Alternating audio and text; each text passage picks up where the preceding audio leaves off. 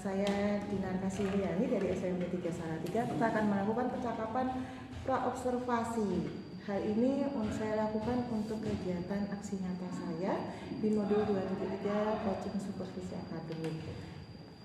Selamat pagi, Assalamualaikum Bu Amin. Ya, selamat pagi. Waalaikumsalam. Ya, Bu Amin gimana kabarnya?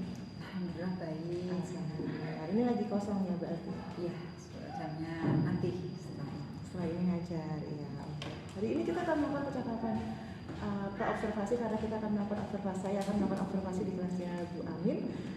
Tujuan dari melakukan supervisi itu untuk mengetahui jalannya pembelajaran yang berpihak pada murid dan juga sebagai bentuk refleksinya juga.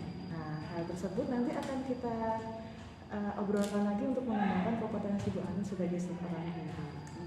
Lalu, praobservasi ini sebagai persiapan awal untuk melakukan observasi agar Bu Amin itu siap dan percaya diri dalam memberikan pembelajaran di kelas. Ya, oke.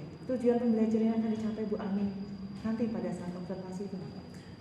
Jadi untuk kelas 9 ini, saya ngajar di kelas 9 ya. Untuk semester ini saya menerapkan beberapa materi tentang perilaku akhlak terpuji atau perilaku terpuji.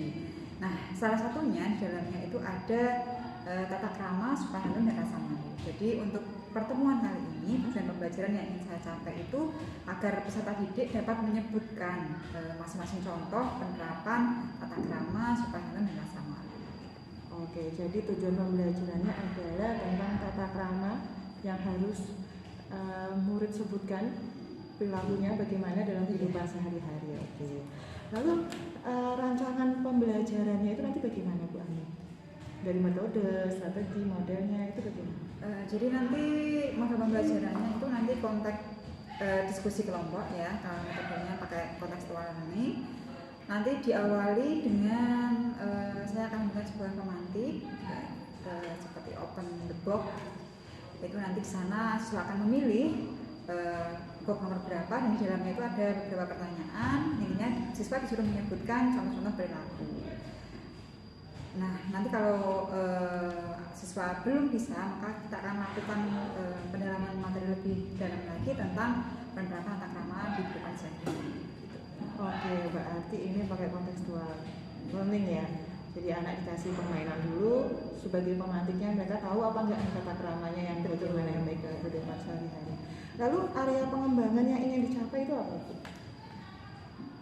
Area pengembangannya ya mengenai permasalahan yang sebenarnya ada di siswa, kenapa memilih tujuan pembelajaran tersebut? Jadi karena saya amati, jadi sebelumnya dari kakak kelasnya, kemudian dari mereka sendiri, saya mengamati itu ternyata anak-anak sekarang itu untuk penerapan tata krama, kemudian sopan santunnya dan rasa malu itu sudah mulai menurun, tidak seperti dulu gitu. Jadi saya ingin mengajak mereka itu lebih tahu sebenarnya bagaimana sih tata kramanya seorang murid, misalkan seorang murid pada gurunya atau mungkin tata krama seorang anak pada orang tuanya, seperti itu. Jadi biar mereka lebih tahu dan ingat kembali tata krama itu kan sebenarnya tidak tertulis, tapi memang harus kita terapkan, kita harus tahu itu secara terus-menerus. Oke, berarti jadi selama pandemi ini sebenarnya tata krama di anak-anak itu mulai berkurang ya. Jadi dengan hilangnya tata krama itu ya yuk kita tumbuhkan lagi tata kramanya dengan pembelajaran yang seperti ini. Ya oke, ini pembelajarannya kapan dan di mana ya Bu? Insya Allah pembelajaran akan dilaksanakan besok tanggal 30 November di kelas 9G, nanti di jam 9.20 sampai jam 11. Ini 2 JP ya Bu ya? 2 JP. Sampai jam 11 di 2 JP di kelas 9G.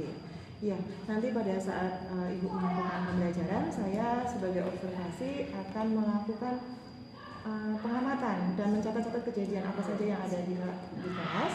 Lalu akan kita jadikan dengan refleksi di pasca observasi. Jadi nanti setelah observasi kita ada obrolan lagi untuk pasca observasi ya Ibu ya. Lalu ini sudah berada di akhir percakapan Ibu. Bagaimana perasaan Ibu dengan percakapan kita hari ini? Sebenarnya dari saya pribadi saya senang ketika saya mengajar di observasi itu saya senang. Jadi nanti saya akan bisa membuat perbaikan. Jadi kalau kadang kan saya melakukan itu merasa saya sudah cukup baik.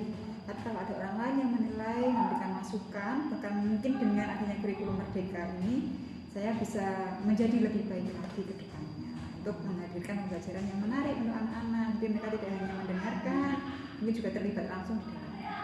Oke, jadi Ibu sudah merasa menemukan jalan ya Bu ya. Ketika kita sebagai guru, kita harus tidak hanya melihat diri sendiri, tapi dibantu dengan orang lain untuk melihat ya Ibu.